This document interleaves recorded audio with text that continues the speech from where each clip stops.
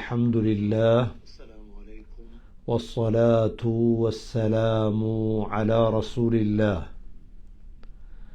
أشهد أن لا إله إلا الله وأشهد أن محمدا عبده ورسوله اللهم صل على محمد وبارك على محمد أما بعد فقد قال الله سبحانه وتعالى في كتابه الكريم أعوذ بالله من الشيطان الرجيم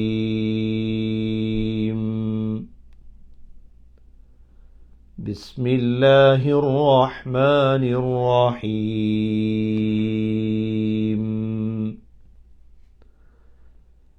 ليشهدوا منافع لهم ويذكروا اسم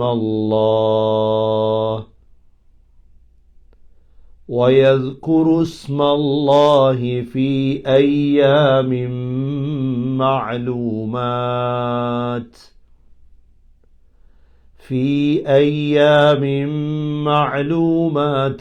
على ما رزقهم من بهيمة الأنعام فكلوا منها وأطعموا البائس الفقير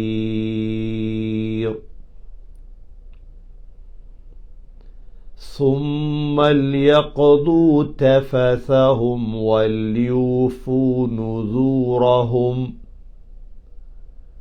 وليطوفوا بالبيت العتيق.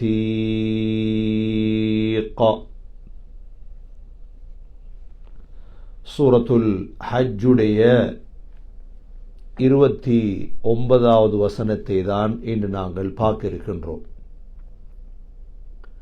நேற்று நாங்கள் இந்த சூரா ஹஜ்ஜுடைய 28வது 27வது வசனங்களை நாங்கள் பார்த்தோம்.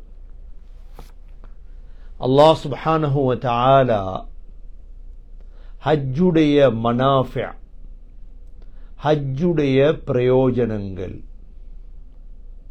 இதே போன்று ஹஜ்ஜில் செய்ய வேண்டிய சில இபாதத்துகளை பற்றியும் அல்லாஹ் தெளிவுபடுத்தினார். அதில் மிக முக்கியமான இபாதத்து தான் அல்லாஹுவை திக்ர் செய்வது. இதே போன்று உதுஹியா, ஹதி கொடுப்பது, மக்களுக்கு சாப்பாடு கொடுப்பது, தானும் சாப்பிடுவது. இவைகளை அல்லாஹ் சொல்லிவிட்டு மிக முக்கியமான ஹஜ்ஜில் ஏற்படக்கூடிய 3 இபாதத்துகளை அல்லாஹ் சொல்கின்றார். அதில் முதலாவது ثُمَّ لْيَقْضُوا تَفَثَهُمْ. அல்லாஹ் சொல்கிறான், ஹஜ்ஜை முடித்ததோடு, அதாவது பெருநாள் தினம் நீங்கள்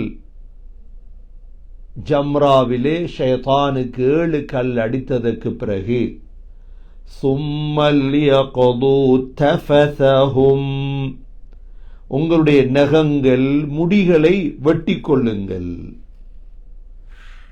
இரண்டாவதாக وَلْيُوفُوا نُذُورَهُمْ, உங்களுடைய நேர்ச்சைகளை நிறைவேற்றுங்கள். இரண்டாவதாக நேர்ச்சைகளை நிறைவேற்றுங்கள். மூன்றாவதாக وَلْيَطَّوَّفُوا بِالْبَيْتِ الْعَتِيقِ. பைத்துல் அதீக் என்பது காபாவுடைய பெயர்கள் ஒரு பெயர். இந்த பைத்துல் அதீகை தவாஃப் செய்யுங்கள், வலம் வாருங்கள், சுத்துங்கள். இதில் முதலாவது கட்டளை அல்லாஹுடைய ثُمَّ لْيَقْضُوا تَفَثَهُمْ, ஏனென்றால் இஹ்ராம் கட்டியவர்கள் சில சமயம் இஃப்ராதில் இஹ்ராம் கட்டியவர்கள் முஹம்மது ஸல்லல்லாஹு அலைஹி வஸல்லம் மதீனாவிலே துல்காதா பிறை 24 இஹ்ராம் கட்டினார்கள். அந்த இஹ்ராத்தை கலட்டினார்கள் துல்ஹஜ் பிறை 10. கிட்டத்தட்ட 14 நாட்கள் இஹ்ராத்தோடு இருந்தார்கள்.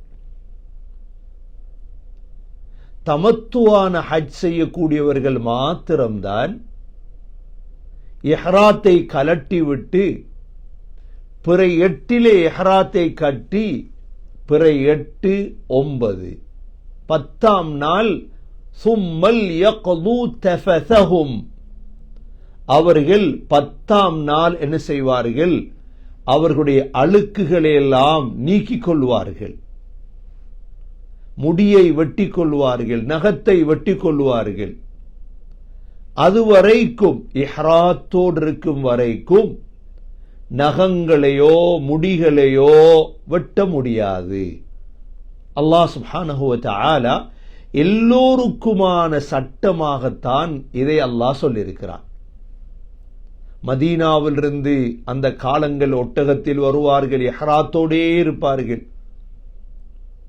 10 நாள், 15 நாள், 20 நாள் இஹ்ராத்தோடு, சிலர் 2 நாள், 3 நாள் இஹ்ராத்தோடு. எது எவ்வாறாக இருந்தாலும் ஸல்லல்லாஹு அலைஹி வஸல்லம் கிட்டத்தட்ட 14 நாட்கள் இஹ்ராத்தோடு இருந்தார்கள். இஹ்ராத்தோடு இருந்தால் மேல் கழுவலாம், ஆனால் மனவஸ்துக்கள் தான் பாவிக்க முடியாது. தைத்த ஆடைகள் அணிய முடியாது. ஆண்கள் தலையை மறைக்க முடியாது. பெண்கள் முகத்தை கைகளை மறைக்க முடியாது. அவ்வளவுதான்.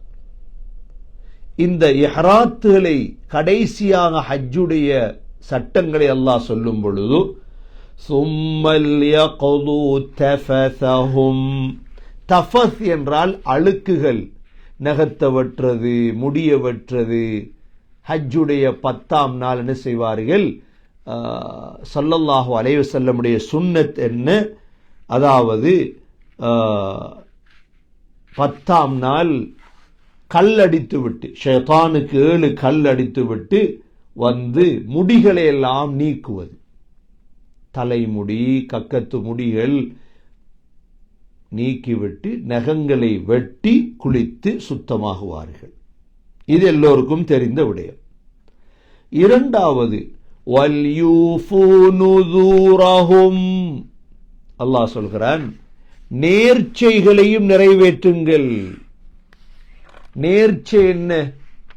உதாரணமாக ஹஜ்ஜிலே ஒரு மனிதர் நான் உதுஹியா கொடுக்க போகிறேன், ஹதி கொடுக்க போகிறேன் என்று நேர்ந்திருந்தால், நேர்ச்சை இஸ்லாத்தில் மிக முக்கியமான விடயம்.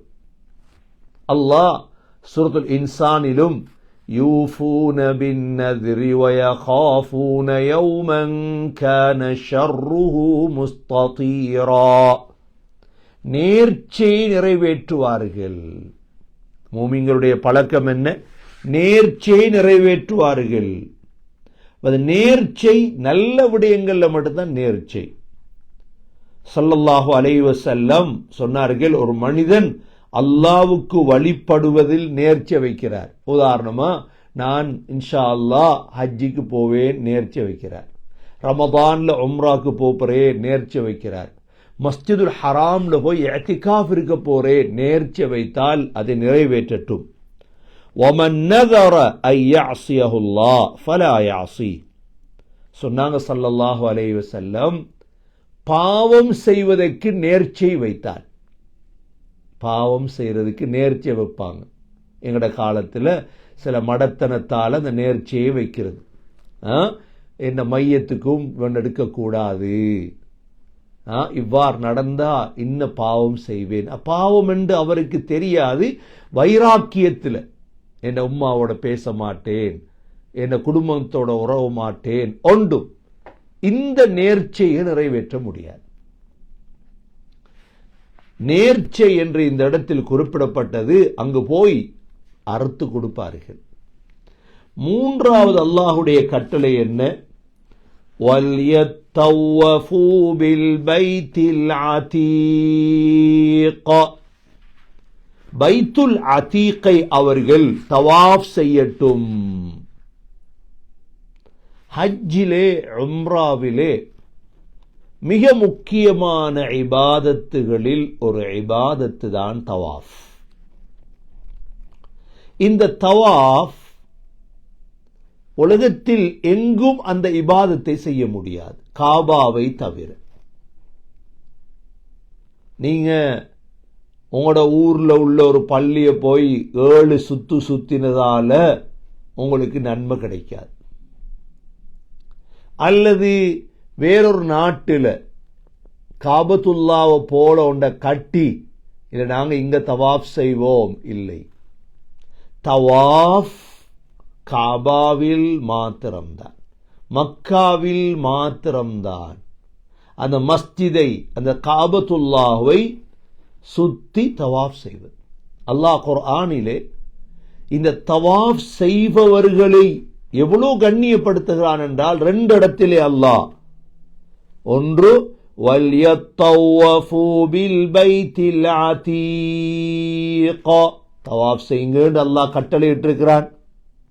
இரண்டாவது இப்ராஹிம் அலைஹிஸ்ஸலாத்தை பார்த்து அல்லாஹ் சொன்னான் என்ன, வதஹிர் பைத்திய லித்தாயிஃபீன், தவாஃப் செய்பவர்களுக்காக என்னுடைய வீட்டை சுத்தம் செய்யுங்கள். தவாஃப் செய்வாங்க அந்த அளவு உயர்ந்த ஒரு அமல் தவாஃப்.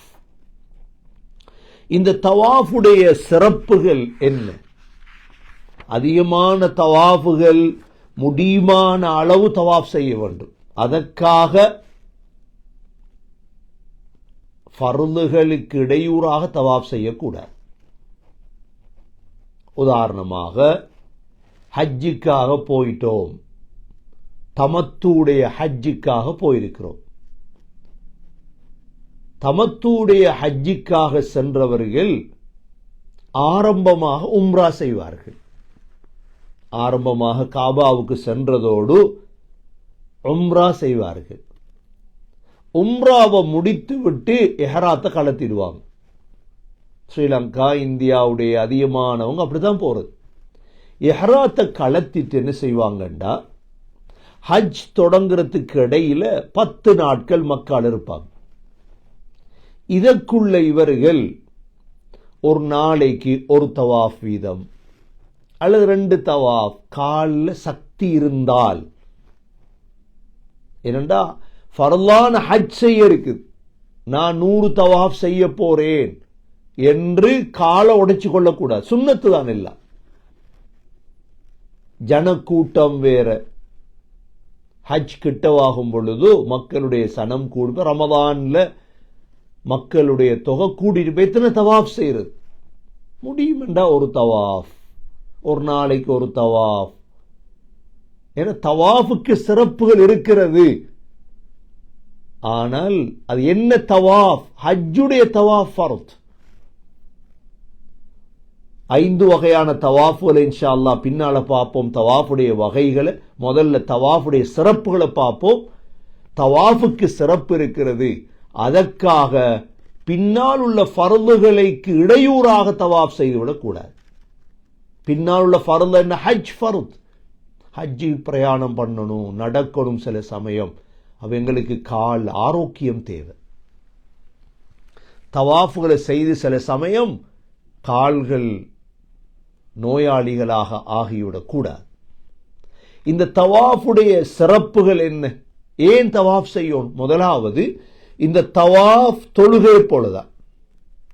சொன்னாங்க ஸல்லல்லாஹு அலைஹி வஸல்லம், இந்த தவாஃப் இருக்குதே, அத்தவாஃபு ஹவுலல் பைத்தி மிஸ்ல ஸலா, தொழுகை போலதான். ஆனால் பேசலாம், நல்லதை மட்டும் பேசட்டும் அனுமதி தந்தாங்க ஸல்லல்லாஹு அலைஹி வஸல்லம். அதனால போன் எல்லாம் ஆன் பண்ணி வச்சுட்டு செல்ஃபி எடுத்துக்கொண்டு போட்டோ எடுத்துக்கொண்டெல்லாம் தவாஃப் செய்யறது அவ்வளவு ஏற்றம் அல்ல. சிந்தனை, தொழுகையில் எவ்வாறு ஹுஷு ஹுதுவோட தொழுகிறோமோ, உள்ளச்சத்தோட பயபக்தியோட, தவாஃபும் அப்படித்தான்.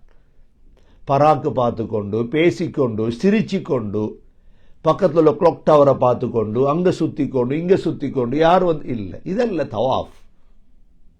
போன்கள் எல்லாம் அமைதியாவை அல்லாஹ்வுடைய சிந்தனையில காபத்துல்லாவை தவாஃப் செய்யும். முதலாவது சிறப்பு.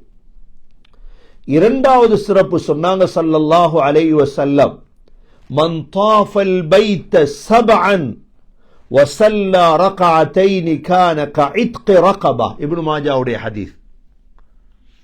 யார் 7 தடவை காபாவை சுத்துவாரோ, சுத்தி விட்டு தவாஃபுடைய 2 ரக்காத் தொழணும்.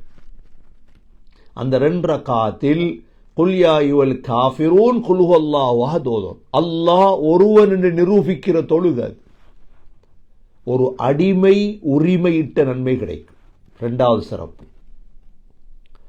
3வது சிறப்பு, இந்த தவாஃப் செய்வதால் பாவங்கள் எல்லாம் மன்னிக்கப்பட்டுவிடும். சொன்னார்கள் ஸல்லல்லாஹு அலைஹி வஸல்லம், இந்த தவாஃப் மன் தாஃப பிஹாதல் பைத்தி உஸ்பூஅன், யாரு 7 தடவை காபாவை தவாஃப் செய்தாரோ, ஃபஅஹ்ஸாஹு கான கஇத்கி ரகபத்தின் லா யதஉ கதமன் வலா யர்ஃபஉ உக்ரா. ஒரு பாதத்தை வச்சு மற்ற பாதத்தை எடுப்பதற்கு முன்னால் இல்லா ஹத்தல்லாஹு அன்ஹு ஹதியது, அல்லாஹ் பாவங்களை மன்னிப்பான், சிறு பாவங்களை. வகுதிப லஹு பிஹா ஹஸனா, நன்மை எழுதப்படும். வருஃபிஅ லஹு பிஹா தரஜா, அந்தஸ்து உயர்த்தப்படும். இப்னு ஹிப்பானுடைய ரிவாயத். 3 பிரயோஜனம் இருக்கு. முதலாவது பாவம் மன்னிக்கப்படும், 2வது அந்தஸ்துகள் உயர்த்தப்படும், 3வது நன்மை எழுதப்படும். அவ்வளவு உயர்ந்த அமல் தவாஃப். இது 3வது சிறப்பு. 4வது சிறப்பு சொன்னாங்க ஸல்லல்லாஹு அலைஹி வஸல்லம், இஸ்தம்திஉ பிஹாதல் பைத் ஃபகத் ஹுதிம மர்ரத்தைன் வயுர்ஃபஉ ஃபி ஸாலிஸா ரவாஹு இப்னு ஹிப்பான்.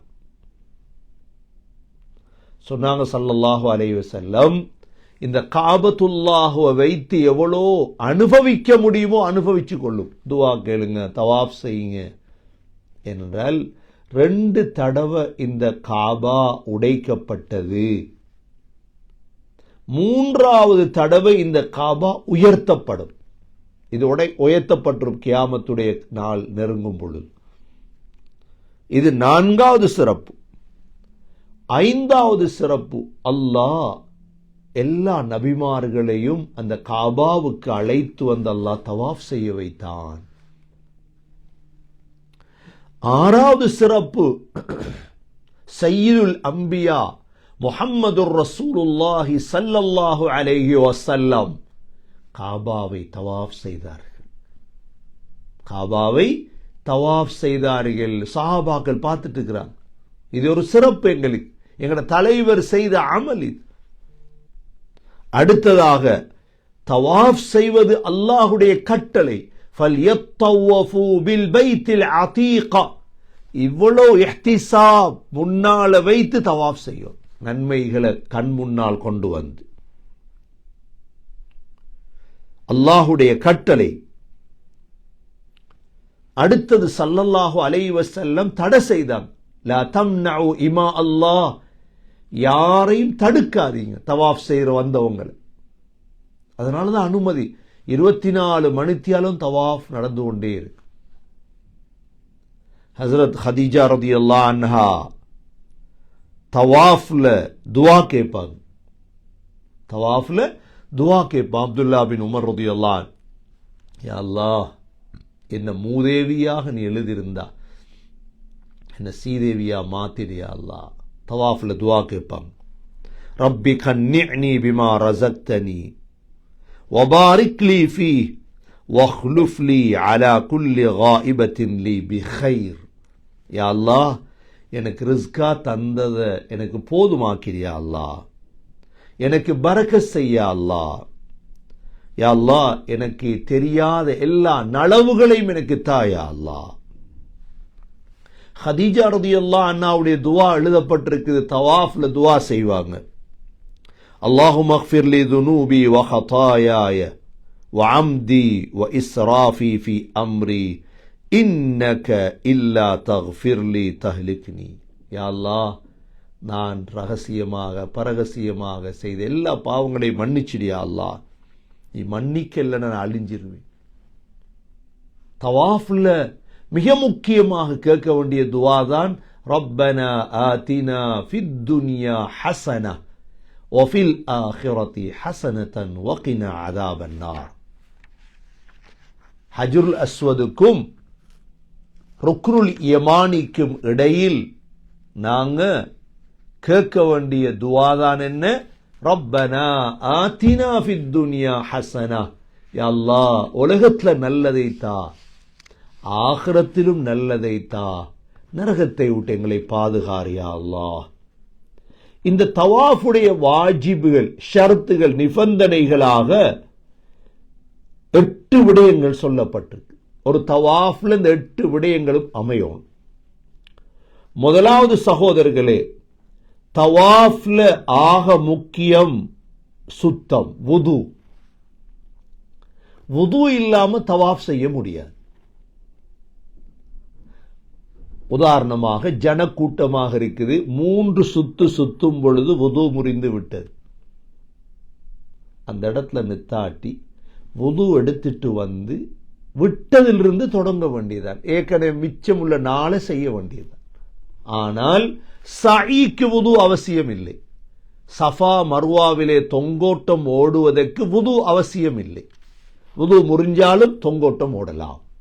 ஆனால் தவாஃப் தொழுகையை போலதானே, அதனால் இதில் கட்டாயம் வுது அவசியம்.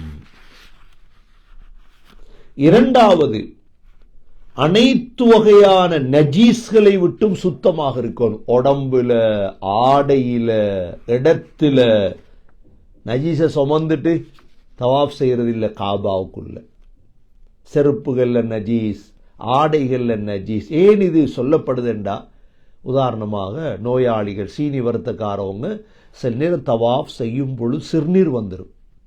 கவனமா இருக்கும். அதுக்குரிய ஏற்பாடுகள்ல போகணும். கடைசி ஹஜ் நெருங்கும் பொழுது, துல்ஹஜ் 7, 6, 5 ஆகும் பொழுது ஒரு தவாஃப் செய்வதற்கு 8 மணித்தியாலம், 9 மணித்தியாலம் போ.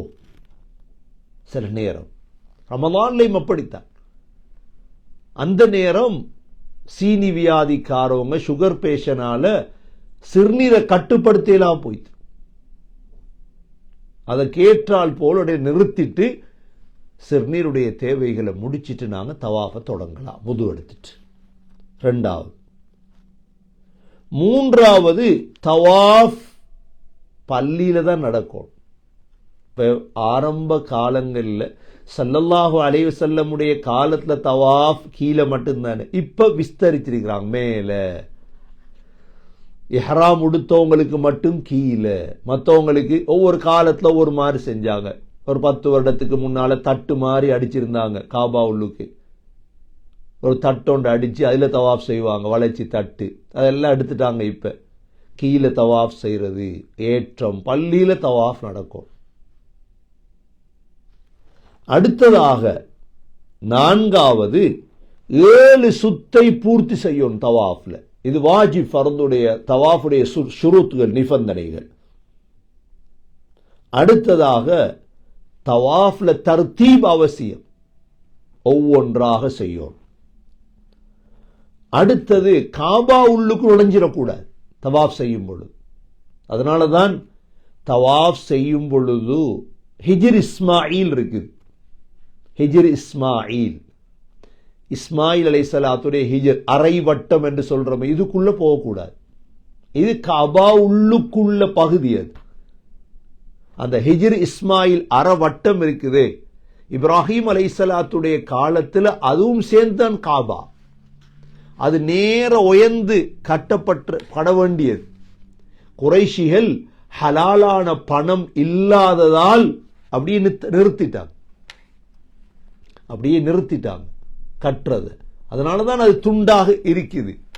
அது காபா உள்ளுக்குள்ள பகுதி. அது தவாஃப் செய்யும் பொழுது அதற்குள்ள நுழையக்கூடாது. அதுக்கு வெளியால தான் நாங்க தவாஃப் செய்ய வேண்டும். அடுத்ததாக தவாஃபுடைய நியத் ஆக முக்கியம். என்ன தவாஃப் செய்ய போறீங்க? ஏனென்றா தவாஃபுடைய வகைகள் இருக்கு. சுன்னத்தான தவாஃபா, வாஜிபான தவாஃபா, ஃபர்லான தவாஃபா? தவாஃபுல் குதூம் என்ற ஒரு தவாஃப் இருக்குது, தவாஃபுல் இஃபாதா அல்ல தவாஃபு ஜியாரா, இது வாஜிப், அதாவது ஃபர்த் ருக்குன், ஹஜ்ஜுடைய தவாஃப். இது இன்னொன்றுக்கு தவாஃபுல் வதா, கடைசி தவாஃப், ஹஜ்ஜில மட்டும்தான் தவாஃபுல் வதா, உம்ரால இல்லை. தவாஃபுல் வதா பிரியாவுடைய தவாஃப், இது வாஜிப். இன்னொன்று இருக்குது சுன்னத்தான தவாஃப். 4 வகையான தவாஃப்கள் இருக்கு. என்ன தவாஃப் செய்ய போறோம்? நியத்து கட்டாயம்.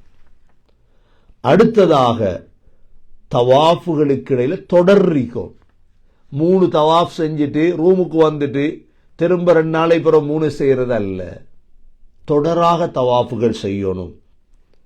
அடுத்ததாக 8வது தவாஃப முடித்துட்டு 2 ரக்காத் சுன்னத் தொழும். இதுவும் தவாஃபுடைய ஷுரூத்துகள்ல உண்டு. தவாஃபுடைய முதலாவது தவாஃபுடைய சிறப்புகளை பார்த்தோம். 2வது தவாஃபுடைய வாஜிபுகள் ஷுரூத்துகள் இந்த 8ம் இருக்குது. அடுத்ததாக இந்த தவாஃபுடைய வகைகள் ஏற்கனவே சொன்னதை போல, முதலாவது தவாஃபுல் குதூம், இது காபாக்கு போனதோட செய்யறது தவாஃபுல் குதூம்.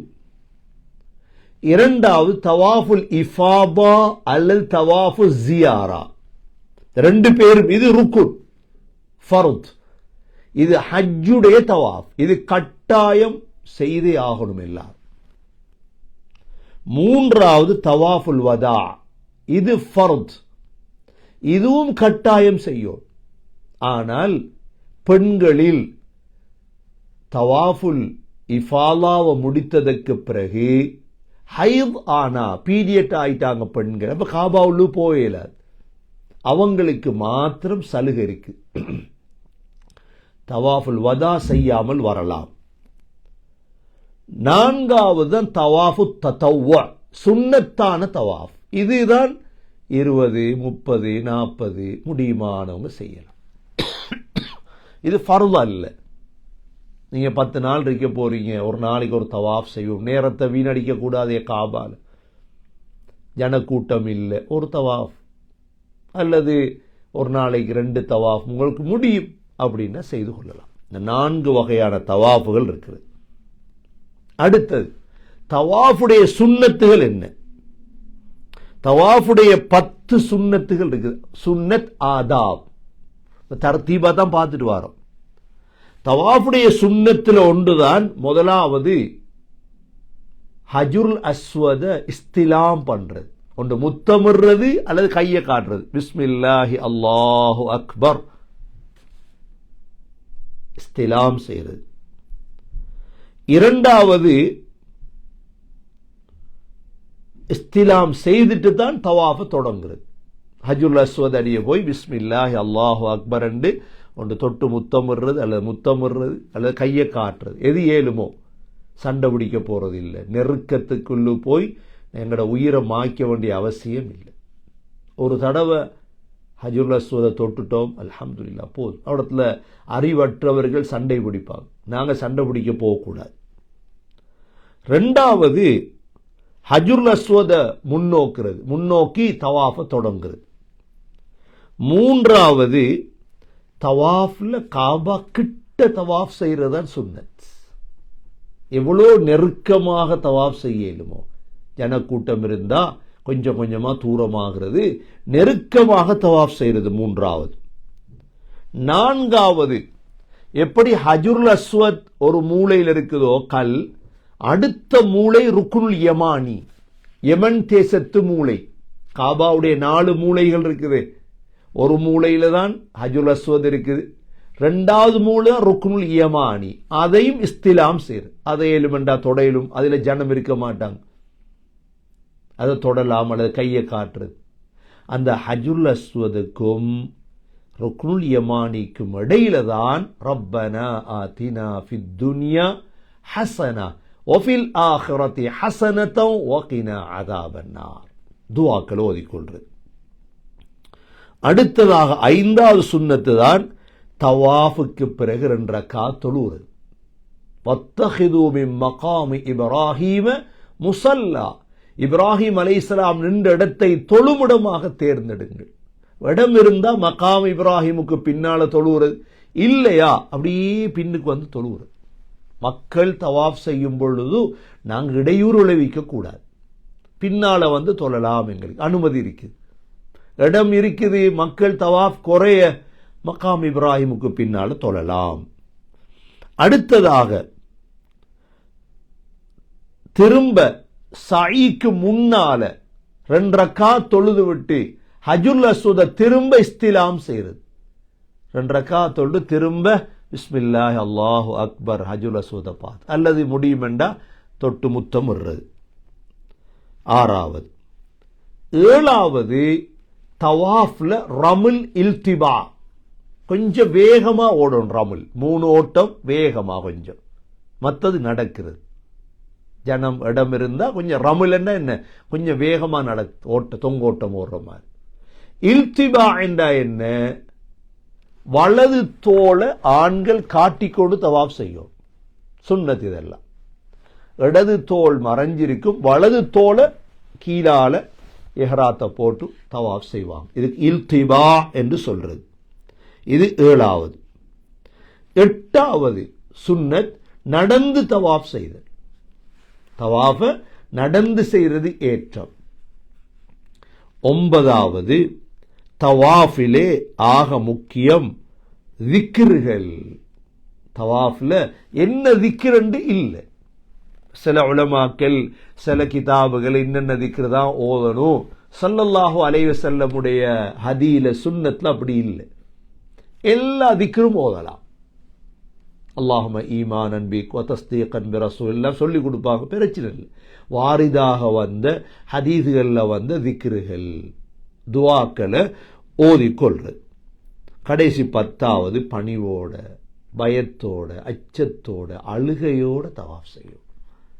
இது தவாஃபுடைய சுன்னத்துகள். கண்ணியமிக்க சகோதர சகோதரிகளே, தவாஃபுடைய இவ்வளோ விடயங்களை நாங்கள் பார்த்துருக்கோம். இதில் முக்கியமாக தவாஃபுடைய சிறப்புகளை பார்த்தோம். 2வது தவாஃபுடைய வகைகளை பார்த்தோம். 3வது தவாஃபுடைய ஆதாபுகளை பார்த்தோம். 4வது ஒன்றுதான் தவாஃபுடைய துஆக்கள். தவாஃபுடைய துஆக்கள் 7 தவாஃப்ல எவ்வளவு துஆ கேட்கலாம்.